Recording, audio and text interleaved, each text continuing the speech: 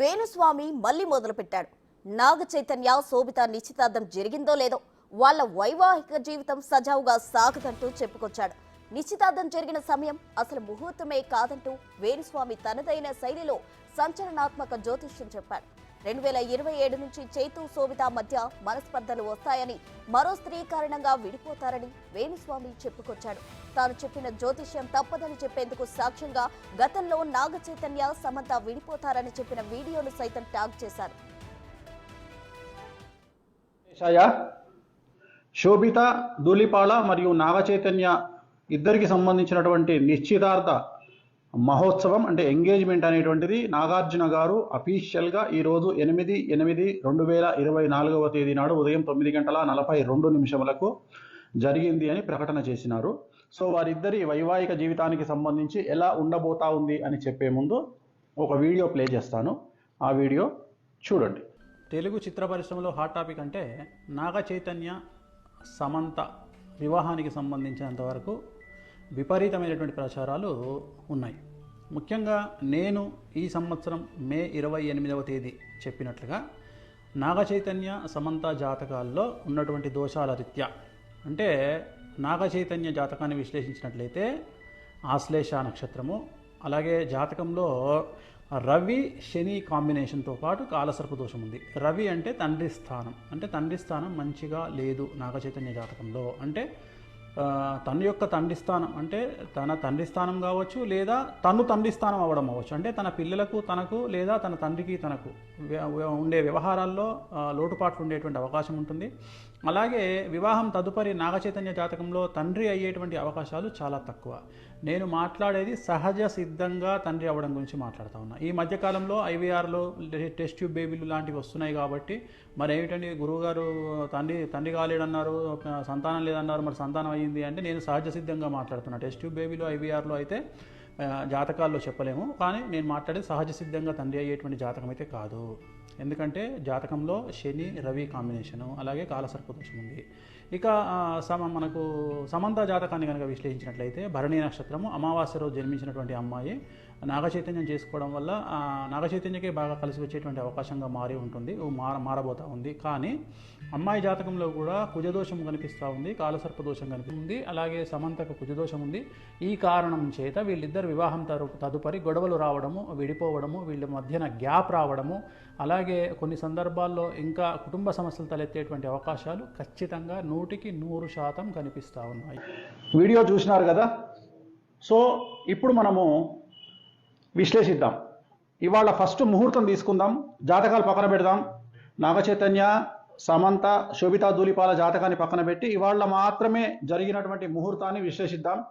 ఇది బేసిక్ గల్లీలో ఉండే జ్యోతిష్యుడైనా చెప్పగలుగుతాడు. సో దీనికి వేణుస్వామి లాంటి జ్యోతిష్యుడు అవసరం లేదు. ఎవరైనా బేసిక్ హిందూ మతం తెలిసి శాస్త్రం తెలిసిన వాళ్ళు చెప్తారు. ఈ రోజు జరిగినటువంటి ముహూర్తము ఉత్తరా నక్షత్రంలో జరిగినటువంటి ముహూర్తము. ఈ రోజు ఉత్తరా నక్షత్రం ఉంది, ఇవాళ పొద్దున 9:42. సో ఈ రోజు జరిగినటువంటి ముహూర్తం ఉత్తరా నక్షత్రము, అలాగే లగ్నం వచ్చి ఇవాళ కన్యా లగ్నం అయింది. మన ముహూర్తం కనుక తీసుకున్నట్లయితే ఇది ముహూర్తం. సో ఇది కన్యా లగ్నం అయింది. సో మేషం, వృషభం, మిథునం, కర్కాటకం, సింహం, కన్యా లగ్నం అయింది. జనరల్గా వైవాహిక జీవితానికి సంబంధించి ఎంగేజ్మెంట్ అయినా సరే, వివాహమైనా సరే 7th హౌస్ కళత్ర స్థానం అనేటువంటిది ఖాళీగా ఉండవలెను. ఇక్కడ ఎవరున్నారండి? రాహు ఉన్నాడు. ఇక్కడ 7వ స్థానంలో రాహు ఉన్నాడు. కళత్ర స్థానము అంటారు దీన్ని. కళత్ర స్థానము అంటే వైవాహిక జీవితంలో భార్యాభర్తలు విడిపోవడము, గొడవలు జరగడము, సంతానం లేకపోవడము, యాక్సిడెంట్ జరగడము, ఇలాంటి అన్నీ కూడా ఈ కళత్ర స్థానం వల్ల ఏర్పడతాయి. మరి లగ్నంలో చంద్రుడు, కేతువు, అలాగే 12వ స్థానంలో ముహూర్తం పెట్టినటువంటి 12వ స్థానంలో శుక్రుడు మరియు బుధుడు. సో ఒక్కసారి ఆలోచన చేయండి. అన్నిటికంటే ముఖ్యం శని దృష్టి 12వ స్థానమైనటువంటి బుధుడు శుక్రుడి మీద ఉంది ఇవాళ పెట్టినటువంటి ముహూర్తము. అలాగే లగ్నంలో చంద్రుడు, కేతువు, అలాగే 7వ స్థానంలో రాహువు, కళత్ర స్థానంలో రాహువు. ఇది చిన్న పిల్లవాడినైనా శాస్త్రం తెలిసిన వాడిని అడిగితే ఈ ముహూర్తము నిషేధము అని చెప్తారు. మరి ఎందుకండి వీళ్ళు చేసుకున్నారు ముహూర్తము అంటే, ఈ రోజు నాగార్జున గారు పెట్టినటువంటి ముహూర్తాన్ని బట్టి 888 అనేటువంటి ముహూర్తాన్ని వాళ్ళు నిర్వహించుకోవడం జరిగింది. 888 అంటే వీళ్ళు చేసింది ఏంటంటే ఇవాళ 8వ తారీఖు 8వ నెల 2024 టోటల్ 8 అంటే మొత్తం 8 వచ్చింది. దీన్ని 888 అంటారు. ఇది సంఖ్యాశాస్త్ర పరంగా వాళ్ళు యాక్సెప్ట్ చేసినారు. సో మనం ఏం తప్పు పట్టట్లేదు వాళ్ళని, వాళ్ళ ఇష్టం. ఈ ముహూర్తం అయితే నిషేధము, ఈ ముహూర్తము ఇవాళ నిశ్చితార్థానికి పనికిరానటువంటి ముహూర్తంలో వీళ్ళు చేసుకోవడం జరిగింది. నేను గతంలో మరి నాగచైతన్య సమంత జాతకాన్ని ఎందుకు విశ్లేషించి విడిపోతారని చెప్పినప్పుడు చాలామంది నన్ను బండబూతులు తిట్టినారు, విమర్శించినారు. ఇక మీదట ఈ వీడియో విమర్శించే వాళ్ళు కూడా ఒకసారి నేను పెట్టిన వీడియో చెక్ చేసుకోండి, సమంత నాగచైతన్యది. మరి వాళ్ళిద్దరి కాంబినేషన్, సమంతది మేషరాశి, నాగచైతన్య గారిది కర్కాటక రాశి. సమంత గారు అమావాస్య నాడు పుట్టడం జరిగింది. శోభిత ధూళిపాళది ధనుస్సు రాశి, ఆమె కూడా అమావాస్య నాడు పుట్టడం జరిగింది.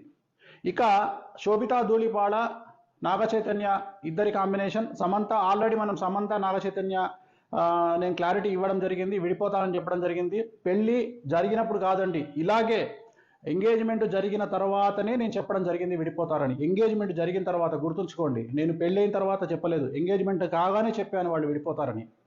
అలాగే ఇప్పుడు వీళ్ళ గురించి జాతకాన్ని విశ్లేషిస్తా ఉన్నా. దయచేసి ఎవరు కూడా నెగిటివ్గా అర్థం చేసుకోవద్దు, అందరూ కలిసి ఉండాలనేది నా కోరిక.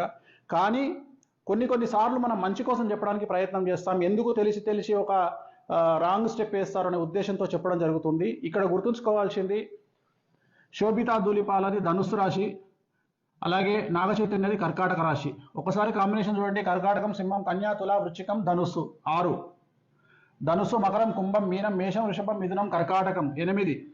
సో 6:8 అయిపోయింది. షష్టాష్టకాలు, ఇద్దరి జాతకంలో షష్టాష్టకాలు. అలాగే ఇద్దరి జాతకం, సమంత జాతకాన్ని అలాగే శోభితా ధూళిపాల జాతకాన్ని విశ్లేషిస్తే మీరు అబ్జర్వ్ చేశారో లేదో, ఇద్దరి జాతకాల్లో కూడా శని దృష్టి అనేటువంటిది కుజుడి మీద ఉంది. ఇక్కడ కూడా చూడండి, శోభితా జాతకంలో శని దృష్టి అనేటువంటిది కుజుడి మీదనే కాదు, శుక్రుడి మీద, గురువు మీద ఉంది. సో వీరి జాతకంలో 2027 నుండి సమస్యలు ఉండే అవకాశం ఉంది. 2027 వరకు సో బాగానే ఉంటుంది వ్యవహారం. 2027 నుండి వైవాహిక జీవితంలో సమస్యలు అనేటువంటి ఏర్పడతాయి. అలాగే వీరి సమస్యలకు ప్రధానమైనటువంటి కారణం ఒక స్త్రీ మూలకంగా ఉంటుంది. ఒక స్త్రీ మూలకంగా వీళ్ళ భార్యాభర్తల మధ్యన గొడవలు వచ్చేటువంటి అవకాశం ఉంది.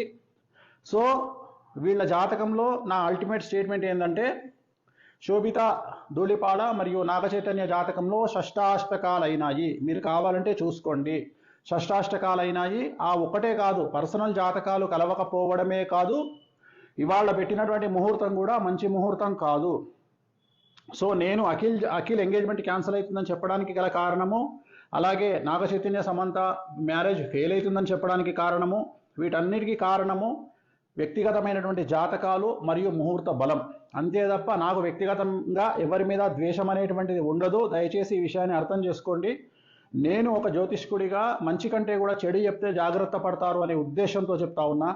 ఇప్పుడు కూడా చెప్పడానికి గల కారణాలు ఏమిటి అంటే, అట్లీస్ట్ వీళ్ళు ఏమైనా నివారణ కార్యక్రమాలు మీకు సంబంధించినటువంటి మీ జ్యోతిష్యులను, మీ పండితులను కనుక్కొని ఏ దేవాలయంలోనైనా వీటి నివారణ కార్యక్రమాలను మీరే జరిపించుకోండి. పెళ్లికి ముందు జరిపించుకోండి. 10 కాలాల పాటు పిల్లా పాపలతో హాయిగా ఉండండి. అలాగే నా జ్యోతిష్యం ఫెయిల్ కావాలని కోరుకుంటున్నా. వీళ్ళకి సంబంధించిన జ్యోతిష్యం నేను చెప్పింది ఫెయిల్ కావాలని కోరుకుంటున్నా. ఆ వెంకటేశ్వర స్వామి దయతో వీళ్ళు నేను చెప్పిన జాతకం ఫెయిల్ కావాలని మరీ కోరుకుంటున్నా. ఎందుకంటే నా సక్సెస్ కంటే కూడా వాళ్ళ సక్సెస్ ముఖ్యం. కానీ వాళ్ళ జాతకంలో ఖచ్చితంగా కళత్రం అనేటువంటిది కనిపిస్తూ ఉంది. కళత్రం అంటే విడిపోవడము. కళత్రం అంటే విడిపోవడము. 7th హౌస్లో రాహు ఉన్నాడు, అలాగే లగ్నంలో కేతు ఉన్నాడు. చిన్న పిల్లవాడినట్టుగా చెప్తారు, ముహూర్తం తప్పు. అలాగే వీళ్ళ కాంబినేషన్ షష్టాష్టకాలైన శోభితాది మరియు నాగచైతన్యది. ఒక విషయం చెప్పాలంటే, సపోజ్ మీరు అడిగారు అనుకోండి, గురుగారు మీరు మీకు తెలిసి ఎన్ని మార్కులు వేస్తారండి ఒకవేళ నాగచైతన్యకు Samantha combination plus Naga Chaitanya Sobhita Dhulipala combination అని మీరు అడిగితే, నేను క్లియర్గా చెప్తున్నా, చైతన్య సమంత 100కి కనీసం ఒక 50 మార్కులు వేయచ్చు. చైతన్య శోభిత 100కి 10 మార్కులు కూడా వేయలేను. అలాగే సమంత జాతకం 100% బాగుంది ఇండస్ట్రీ పరంగా తీసుకుంటే. అలాగే శోభిత జాతకం తీసుకుంటే 20% బాగుంది కెరియర్ పరంగా నేను చెప్పేది. సో ఓవరాల్గా తీసుకుంటే నేను అడిగేది ఏంటంటే, నేను చెప్పదలుచుకున్న పాయింట్ ఏంటంటే, నాగచైతన్య కాంబినేషన్ ఆఫ్ శోభిత 100కి 10 మార్కులే, అండ్ నాగచైతన్య సమంత 50 మార్కులు. సో ఇంత 50 మార్కులు వేసినటువంటి వాళ్ళే విడిపోయారంటే, మరి కాంబినేషన్ ఆఫ్ సమంత నాగచైతన్య శోభిత కాంబినేషన్లో మరి నేను 10 మార్కులు వేస్తున్నా 100కి అంటే, ఇంకెంత ప్రభావం ఉందో చూడండి. ఎందుకంటే శోభిత జాతకంలో చాలా ఎక్స్ట్రీమ్ ప్రాబ్లమ్స్ కనిపిస్తూ ఉన్నాయి. సో ఒక స్త్రీ మూలకంగా వీళ్ళ జాతకంలో వీళ్ళు విడబాటుకు గురయ్యే అవకాశం ఉంది. అలా జరగొద్దని కోరుకుంటా ఉన్నా. నేనే ఓడిపోవాలి, నా జాతకమే ఫెయిల్ అవ్వాలని కోరుకుంటా ఉన్నా. అలాగే స్వయం ప్రకటిత యూట్యూబ్ మేధావులు, స్వయం ప్రకటిత యూట్యూబ్ జర్నలిస్టులు గుర్తించాల్సింది ఏంటంటే, ఇదే నాగచైతన్య సమంత విడిపోతారని నేను ఎంగేజ్మెంట్ అప్పుడు చెప్పాను. ఇప్పుడు కూడా మళ్ళీ వీళ్ళు కూడా విడిపోతారని చెప్తా ఉన్నాను. సో నన్ను విమర్శించే ముందు నేను చెప్పిన వీడియో ఒకసారి చూసి, సమంత గురించి, నాగచైతన్య గురించి చెప్పిన వీడియో చూసి మీ స్వయం ప్రకటిత మీ మేధావితనానికి పనిపెట్టుకోండి. సో వీళ్ళైతే విడిపోవద్దని కోరుకుంటా ఉన్నాను నేను. అండ్ ఇంకా నేను చెప్పాల్సింది చెప్పాను. 100% వీళ్ళకు విడాకులు అనేటువంటివి కనిపిస్తూ ఉన్నాయి. 2027 తర్వాత వివాహం అవుతుందా అవ్వదా ఏమవుతుంది అవన్నీ క్వశ్చన్ మార్కులే. బట్ ఫైనల్గా చెప్పదలుచుకుంది మాత్రం ఖచ్చితంగా ఎడబాటు అనేది ఉంటుంది ఇద్దరి మధ్యలో, శోభిత అండ్ నాగచైతన్య మధ్యలో. ఇక యూట్యూబ్ మీమర్స్, ట్రోలర్స్, ఎంజాయ్, మీ పని మీరు ప్రారంభించండి, క్రియేటివిటీ చూపించండి, మంచి పద్ధతిలో చాలా కొత్తగా కామెంట్ చేయండి.